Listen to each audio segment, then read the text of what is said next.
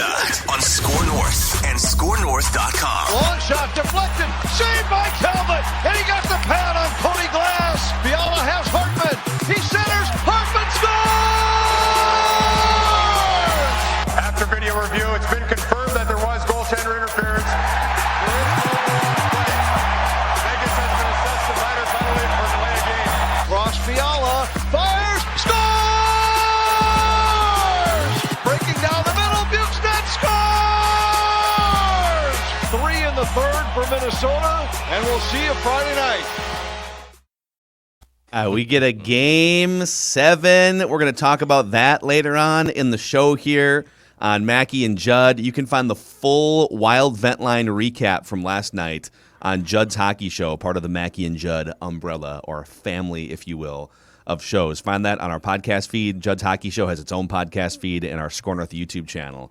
So we'll get into some of that. We've got old tweets exposed here on this Thursday, but gentlemen, happy Reckless Speculation Thursday. It's become a weekly holiday for us here on the show. I know Judd doesn't even sleep going into Thursdays. No. And at times we'll stray into Wednesdays and Tuesdays. Like we are. Here's the thing. It's supposed to be on Thursday, but at times it gets abused a bit. And like we'll just start doing it on Tuesday. And they're like, no, you got to stop. You have to stop. But I'm sorry.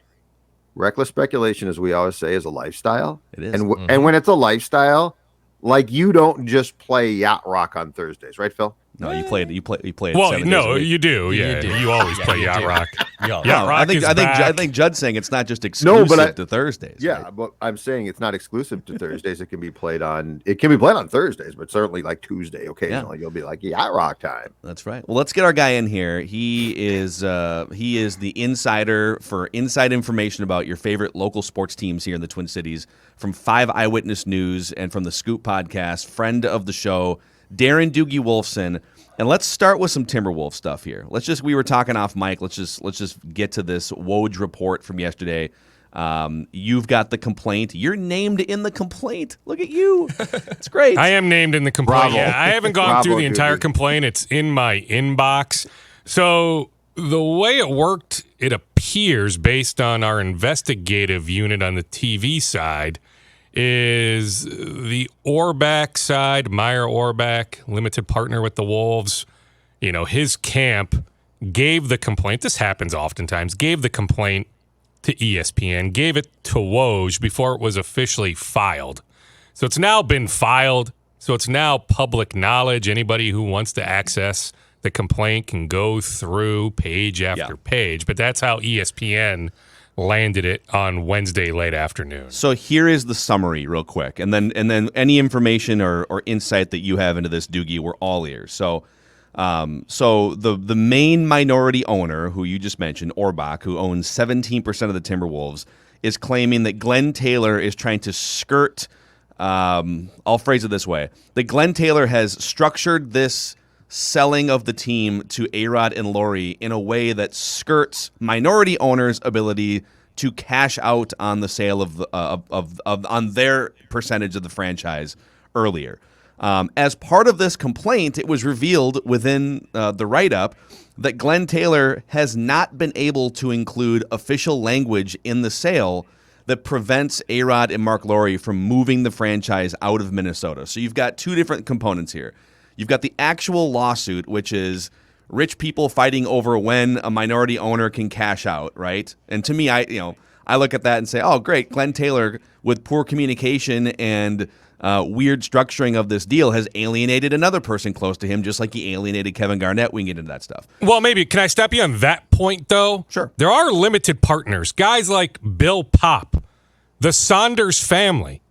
I can just tell you that Glenn has communicated with those individuals that they can get their money sooner rather than later if they're interested in bailing. Okay. So I don't know the exact dialogue between Glenn and Orbach, but I can tell you Glenn, based on other conversations, has let these individuals know that if they're ready to cash out, like Bill Popp has been a limited partner for many, many, many years, bought in at a minuscule amount, right?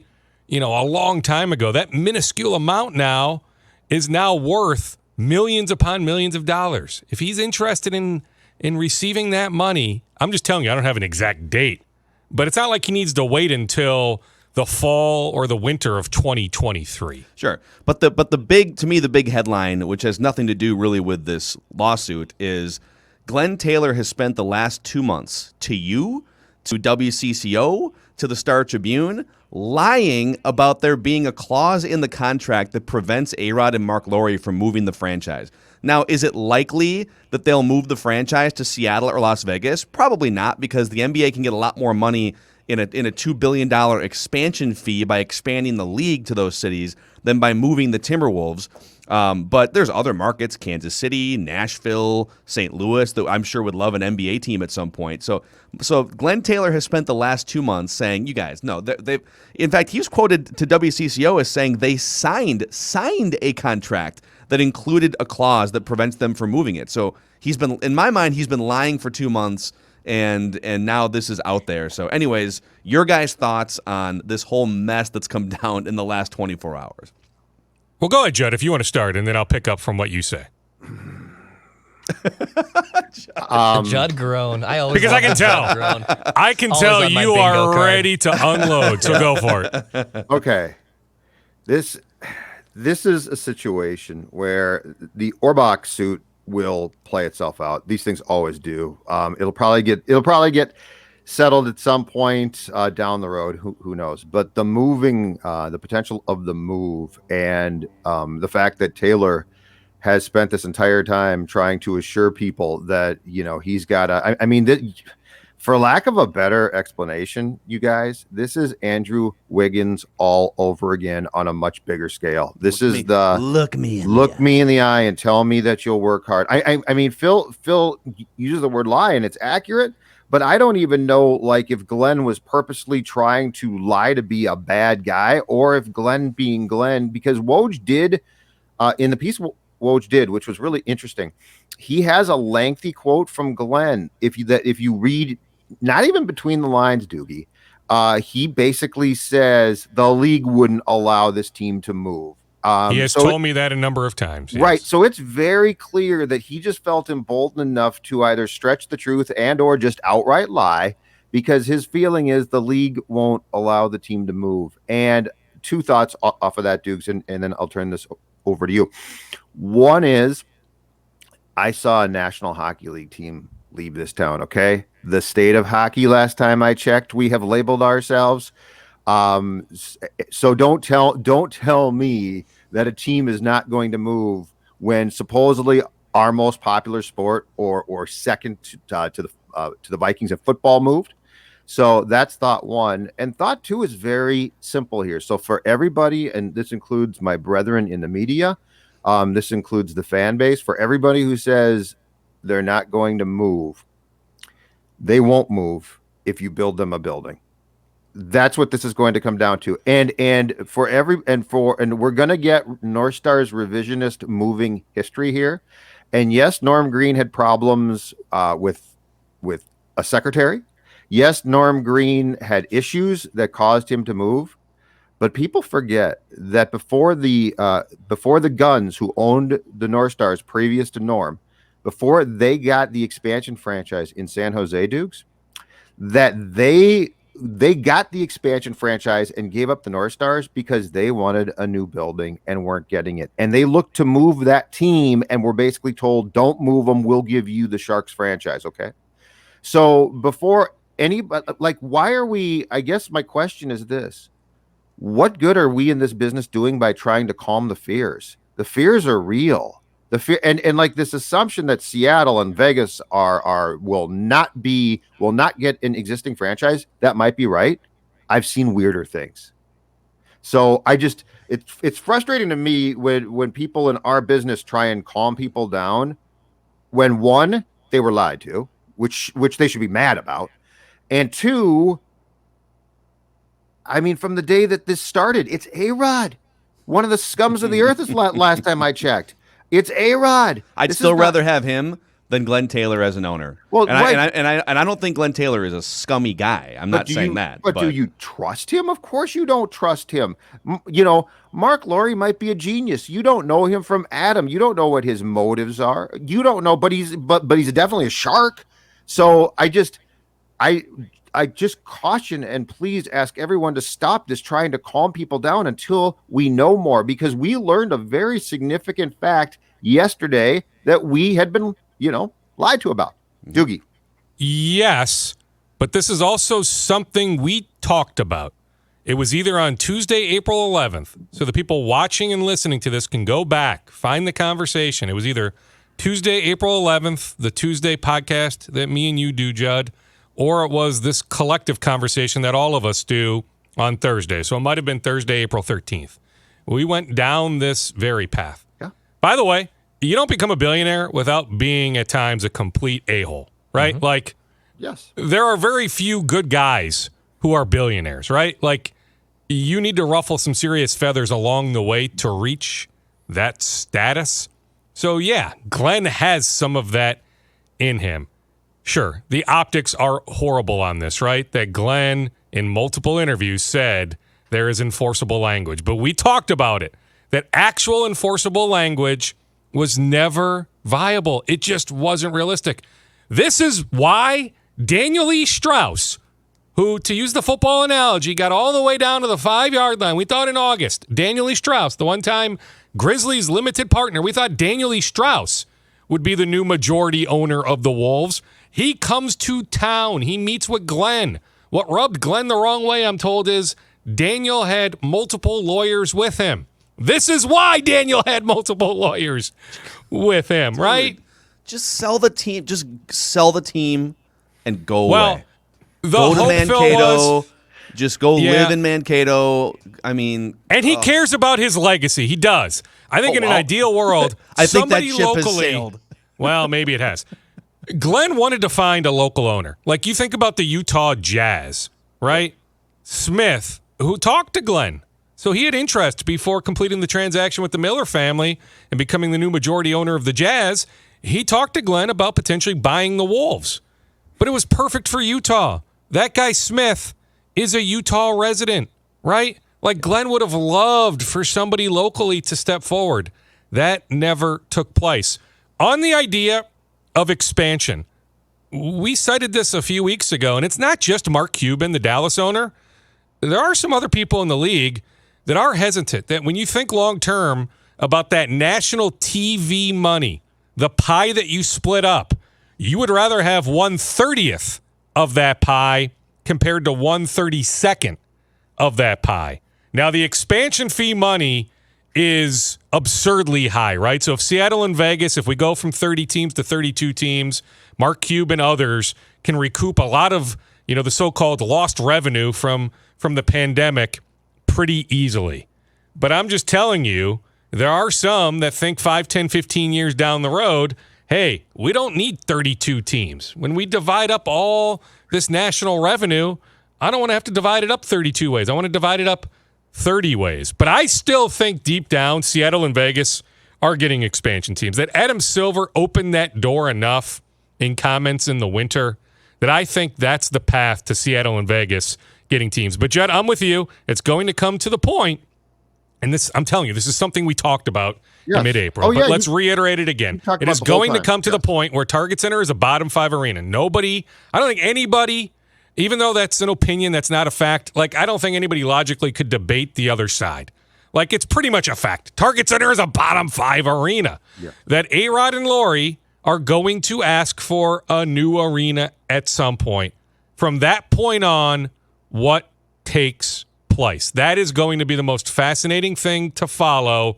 And unfortunately, or fortunately for those of us, that crave storylines, so maybe more so, unfortunately, that's probably still, a good 5-ish years down the road, 4-ish years. I don't think it happens, quite aggressively to the point of, at this point when they take over for the start of the 23-24 season, I don't think all of a sudden, December of 2023, they are going to be asking for a new arena. But at some point, 2024, 2025, maybe 2026, they are. I'm just telling you. I mean, it makes all the sense in the world. That's the point that we're going to get to. And how does the city of Minneapolis, how does leadership in the state of Minnesota react at that point? All right, so I will give you the exact parallel too for those who say, expansion is going in these two towns. The Wolves aren't going there. Calm down. There's nowhere to go. Okay, because this fits. There's always somewhere to go, Judd. Right? Phil resides in Seattle right now. Talk to people in Seattle. In a million years, did they foresee the Sonics moving to Oklahoma City? There's always somewhere to go. Don't ever forget that. But here's the out. Right? Because right now, Glenn is banking on the league literally stepping in and being like, you can't move. You can't go. Sorry, you guys bought the team. You're stuck there. Okay. So Norm Green's first choice for the North Stars, Anaheim, California, which is probably the parallel to Seattle right now as far as expansion went. Okay. The league said, we've got this really successful film, The Mighty Ducks. We're going to expand there and we're going to get a boatload of money. But what we will do is, if you agree, part of what we will do is we will not stand in your way if you can find a different town, which goes back to both of your guys' points, which is there's always somewhere to go. So if they agree, okay, Seattle's out, they probably get a completely free pass without a new building here to just walk away. So this is why I'm getting so frustrated by this. And we have this when it comes to our sports teams as far as our players here. We have this when it comes to our teams. This emboldened, they won't do that. They can't do that. It's never the case, ladies and gentlemen. I just want to add too, because where I differ a little bit from Judd is I'm not going to spend the next 2 years fear-mongering and losing sleep over this. Judd might, which is going to be hilarious and fun. But I agree in that it's not right and it's not fair to Timberwolves fans and the public to downplay the fact that this team can move. You can't sit here today, and I don't think you're doing your job as a local media member if you try to just listen, everyone, everything is fine. There's nothing to see here. We can trust Glen Taylor and his word. This has nothing to do with Glen Taylor's word in 2 years from now. This has everything to do with what Alex Rodriguez and Marc Lore are going to want from the state and specifically the city of Minneapolis. So the way this will play out, you guys just laid it out. Whenever they take over a full majority ownership stake in this team, they're going to ask for a new arena. If the city of Minneapolis or the state of Minnesota decides, listen, we just have arena and stadium fatigue. We've put up $1 billion in public funding the last 20 years. We're just not sorry. We got to draw the line somewhere, right? Then they will say, okay, we hear you. That's fine. And then they're going to go to Kansas City. They're going to go to Nashville. They're going to go to Louisville, all these other cities not named Seattle and Las Vegas, and they're going to knock on doors and see if they can get – and people are going to say, well, but why would you go from the 15th market to the 25th or 30th market?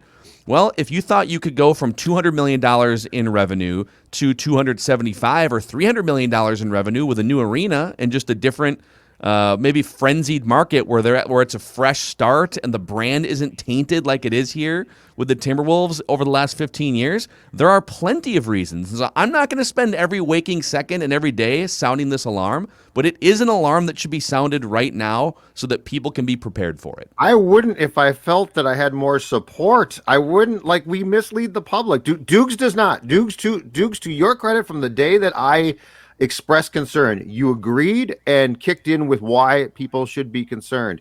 But I feel like our show especially gets left on an island of, oh, those guys, that's typical Judd. They're just, what are you guys talking about?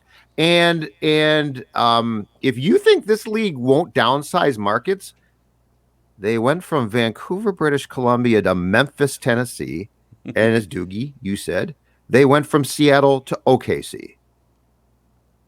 Those are two of the worst moves I've ever heard of in my life. And you know what? It's a pretty successful league. Yeah. Correct. I think in hindsight, Glenn would have been wise. Now, I always appreciate Glenn's transparency, right? I've always said Glenn is as open an owner as there is in professional sports. Forget just the NBA. Glenn is accessible, right? So it's hard for me as a media member to be upset by that, right?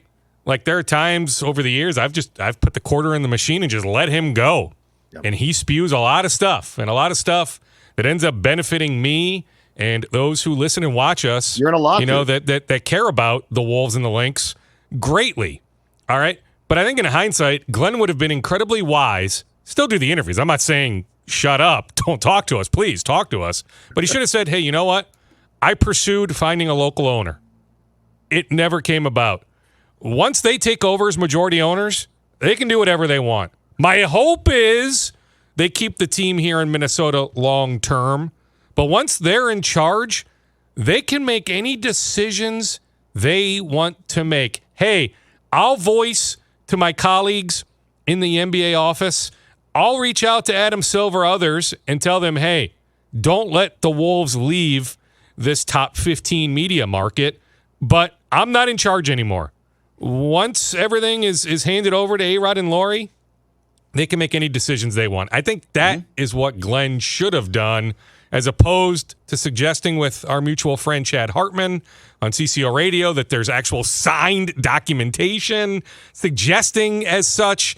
With me as recently as last week, I talked to Glenn 10 days ago, Monday. It was whatever Monday was of last week. So, not that long ago. That interview is available on a recent Scoop podcast. You can go back and listen to it. So, Glenn just, I think, could have done a much, much better job of choosing his words. Yeah.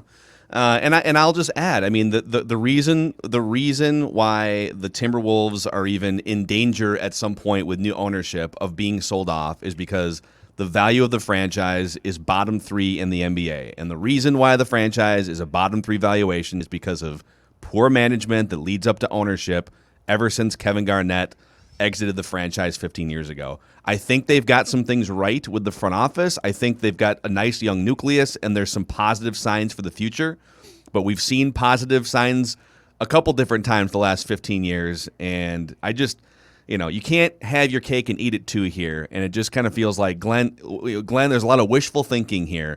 And as a result, he wound up lying to the public. Real quick here before we get into some other stuff. Let me add. So I talked to somebody that knows a lot of stuff yesterday on my drive in. So they believe that the approval is going to come in early July. So at some point thereafter, they haven't gotten far down the road, but they've internally talked about a public celebration, inviting fans, whether that's at Mall of America again, like the Jimmy Butler news conference, or at Target Center, but to publicly introduce Alex Rodriguez and Marc Lore. I just now this layer added. Yeah, that's I mean, let's hope that still takes place. Maybe it doesn't now. 24 hours later with all this new information. I don't need Minnesotans I'll tell you what, at the Mall I can't of America wait. cheering A-Rod. No, Yeah, I don't. I can't wait for that to happen if it does indeed happen. Amazing. No. What I want, like I said earlier, is for Glenn to get in his private transportation, whatever it is, and make his way back down to Mankato. Yeah. But on the way down to Mankato, I would stop at PXG Southdale Center, PXG Minneapolis. Land the plane. Hey, Derek Holmes, right? Derek the guy Holmes, that just played in the PGA Championship. Yeah. So Derek Holmes is the head pro at PXG Minneapolis, and he at one point after 3 or 4 holes, he was tied for second on Thursday, and then that course is just impossible unless you're Phil Mickelson. But PXG Minneapolis is a golfer's paradise. The Gen 4 golf clubs have landed. So whether it's drivers, fairways, hybrids, irons, whatever you need, these are hands down the best performing clubs PXG has ever made. And those clubs helped Derek Holmes qualify for the PGA Championship and perform pretty well on that first day. So if you want to up your game, PXG Minneapolis in Southdale Center is the place. PXG.com/Minneapolis. Doogie, all right, let's do some Vikings OTAs here. So we've touched on it a couple times this week, but what's your thought on Danielle Hunter not participating in the voluntary workouts here? Do you think that's a mutually agreed upon decision where, listen, this is my theory anyways. Hey, listen, they had a conversation 2 months ago. Stop deleting stuff, Viking stuff from your Instagram. We love you, man. We just have a million things on our plate. We'll get to your contract at some point. So if both sides are having transparent conversations, I would think both sides would say, probably not worth the risk for you to come out and blow your Achilles while we're in the middle of contract discussions. I don't know. What do you think it is? I don't think the Vikings are overly bothered here on May 27th that Danielle isn't there. Not only has he talked to Andre Patterson, he's talked to others at TCO Performance Center. So, I'm not suggesting they're all, holding hands singing Kumbaya, but those conversations have taken place. I don't think Mike Zimmer was taken aback, that Danielle wasn't on the practice field on Monday. By the way, Zimmer has given guys off today through Monday. So they were supposed to be on the field today with the holiday weekend. He gave guys the next few days off. He'll see them again on Tuesday. What will be interesting is June 15th, whatever the date is, the mandatory minicamp in mid-June. Will Danielle Hunter be at that? And if he isn't, then the fines start to build up. And I'm just not led to believe that he really wants to pay that fine money. So that'll be interesting. But as far as him not being there now, not a surprise. Now, maybe in a perfect world, coming off, a very serious injury, a very serious surgery, the Vikings would at least like to see him move around, but he's omnipresent, as you mentioned, on his social media channels. They can see that he's down at Exos in Arizona, working his behind off, that you never need to worry about Danielle Hunter being in excellent shape. But let's just see how this thing plays out. I predicted with Judd on Tuesday, a prediction I've made going back weeks, that I think eventually the Vikings do take care of Danielle. But that's more prediction. I'm not basing that on like this deep inside knowledge I have. I'm trying to read some of the tea leaves, but that they realize how vastly underpaid he is. But hey, if they don't want to do that, maybe he will sit out and start to pay those fines. Where I think you're right is until we actually see the team not pay a guy, especially in July, or as we get towards the season, because this team, with the Wilfs at least, have been so good about paying guys. I think until we get to that point where Danielle doesn't have a contract, holds out, because we went through this. I mean, we've been through this song and dance with various players through the years since the Wilfs bought the club. But last year, Dalvin Cook, right? I'm done with the virtual stuff. I'm not going to participate. And we were all, I think, rightfully so, like, okay, what does this mean? He got paid. I mean, this franchise has found a way and has been so good about rewarding its young players. And while this would actually be tearing up a contract, to your point on Tuesday, Thielen had the same sort of thing. So I guess in this case, shockingly, Judd Zolgad won't sound the alarm until it actually happens and he doesn't get paid, because the history tells us that they do ordinarily take care of guys like this, unless they're just so afraid that neck is not good. I'm just curious, to what extent do they take care of him? I don't think they're getting to the Joey Bosa money. I mentioned with you on Tuesday, Judd, I'll tell you now, Phil and Declan, that I'm led to believe from multiple angles that the Hunter camp looks at that Joey Bosa contract and says, what the bleep? Like, maybe that's the outlier, right? Credit to Bosa and his representation. The Chargers did what they did, but that's off the charts money. So what is the happy medium? That the Vikings are not making Danielle Hunter the highest paid pass rusher in the game. So if that's the ultimate goal, dude, I have a hard time believing that, but that they go higher. So where do they meet? Can they meet in the middle? It's always a weird concept to me when you get into the nosebleeds of these finances, and he makes what's his cap number, $17 million this year. I think that's his average annual value for sure. And then you're looking at the gap between $17 million and $27 million, and I totally understand that money is available to players, and so you're going to fight for it. But how much does your life really change? What are you going to do with 27? Life, you can't do with 17. Image. It's your image, your ego. Joey Bosa got paid and you didn't. And by the way, you did sign that contract. I get it. Here's my guess. The Vikings are going to come in with an offer and say, boys, gentlemen, you signed this previous contract. So it's your fault that you signed it. We are willing to play ball here, but it's going to have to be, let's say, I don't know, average annual value 23. Is that fair? I think that would be fair, right? Yeah. So that's what I'm more curious about. But you're right. I mean, a big reason why I make the prediction that I do is based on this regime, this ownership group. There's a history of them taking care of guys, including guys with multiple years left on their contract. Yeah, maybe Adam Thielen was the first in that regard, but it has happened. So that's why I think a player that is this important, you can make a case. Is he the second most valuable player on that team? Third? Maybe he's not number one, although, heck, who is the most valuable player on that team? Is it Dalvin? Is it Kirk? But you can make a case Danielle Hunter is one of, the three most valuable players on that roster? He's for sure top three.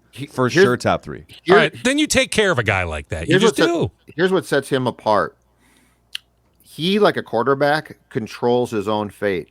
Like, Jefferson's incredible, right? But he can't throw himself the football. He's at the whim of the quarterback and the offensive coordinator. Danielle Hunter literally controls his own fate. And so that's the difference there is like, if you need a big sack, nothing's stopping him from getting it besides the opponent. It's not the quarterback throwing him the ball. So, I think when he's going well, he's probably top two. Yeah. Dukes, let's get some rapid-fire scoops here. I know that we've probably slowed on the Twins trade discussions now that they have become the hottest team in baseball and not named the Rays, just beating up on the vaunted Orioles. So, I don't know, any Twins things or any other things in your scoop bag that you can deliver to us? Well, let's continue the Vikings theme. So on Jeff Gladney, I checked, or actually had somebody in our newsroom check with the Dallas District Attorney's Office. Let's just say, without getting into all the minutia, there's still a long way to go for the Dallas District Attorney's Office to decide whether they are going to press charges or not. So it's still going to take some time. I think even if charges aren't filed, the NFL could ultimately still suspend Gladney for some length of time. So you think about the Vikings pursuing Bashad Breeland, a pretty good free agent cornerback out there, although I'm told they went too low. They offered him a 1-year deal. I don't know if it was for the minimum or slightly above the minimum, but it wasn't for enough money. So if the Vikings are to land Breeland, they're going to have to go higher. But that just signals that the Vikings are looking for some cornerback depth, maybe with the belief that Gladney is going to be suspended for some length of time at the start of the season. Is that 2 games, 4 games, 6 games, 8 games, but that he could be facing a suspension. Cam Dantzler wasn't there yesterday. It was his son's birthday. So legitimate excuse. 2-year-old son. I want to hear from Judd here. I need to hear from Judd here. His son's 2. One, the kid ain't gonna remember his second birthday. Second of all, you only have X amount of chances to improve yourself as a football player. He was there earlier in the week. God willing, this young man lives a long and prosperous life, and Cam can see birthdays 3 through 33 or whatever he's gonna. So let's get to football, okay? let's get back on that field. Yeah, and then Hercules, how do you say his last name? Is it Mataafa? Mataafa. He's back in Hawaii. Excused absence. Even though it's voluntary, he went to the Vikings and said, hey, can I head back to Hawaii a day or two early? I'll make up what I need to make up. So he is going to make up whatever he missed yesterday somewhere on the back end. But that's where it's laughable, right? That it's voluntary, but he still felt like he had to seek out coaches with the Vikings to ask permission to go back to Hawaii. I thought a bunch of guys weren't going to show up too. What happened to that memo they sent the team, basically saying a lot of us aren't showing up? I think the there's vax workout rates bonuses. Went up. There's money at stake for many guys. Why did you send a memo? We're not showing up. I agree. The memo was laughable.